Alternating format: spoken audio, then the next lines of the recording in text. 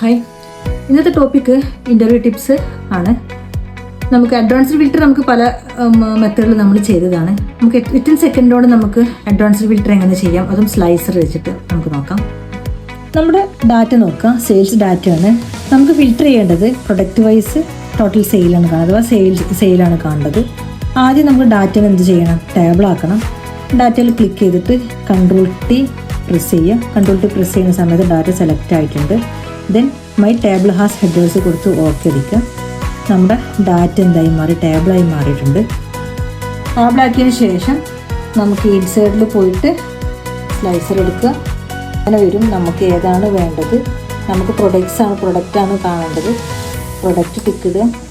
Product വൈസാണ് നമുക്ക് filter ചെയ്യാനുള്ളത്. അപ്പോൾ പ്രൊഡക്റ്റ് ടിക്ക് ഇട്ടിട്ട് ഓക്കെ അടിച്ചു. അപ്പോൾ നമ്മുടെ പ്രൊഡക്റ്റുകളുടെ പേര് ഇവിടെ വന്നു അല്ലേ. നമുക്ക് ബട്ടൺ രൂപത്തിലാണ് വരേണ്ടത്. അതിന് നമുക്ക് എന്താകും? കോളംസ് ഒന്ന് കൂട്ടി കൊടുക്കുക. 3 ആക്കി കൊടുക്കുക.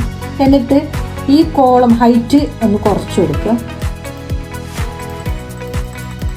നമുക്ക് ഇങ്ങനെയും ചെയ്ത് കൊടുക്കട്ടോ. അഡ്ജസ്റ്റ് ചെയ്ത് കൊടുക്കാം. വെടുത്ത് നമുക്ക് ഇങ്ങനെ അഡ്ജസ്റ്റ് ചെയ്ത് കൊടുക്കാം.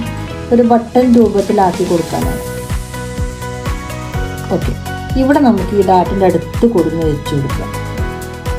ഓക്കെ, ഇനി നമുക്ക് ഓരോ പ്രൊഡക്റ്റ് വൈസ് സെയിൽ കാണണമെന്നുണ്ടെങ്കിൽ ഇവിടെ ക്ലിക്ക് ചെയ്താൽ മതി. ഏത് പ്രൊഡക്റ്റാണോ ആ പ്രൊഡക്റ്റ് വൈസ്.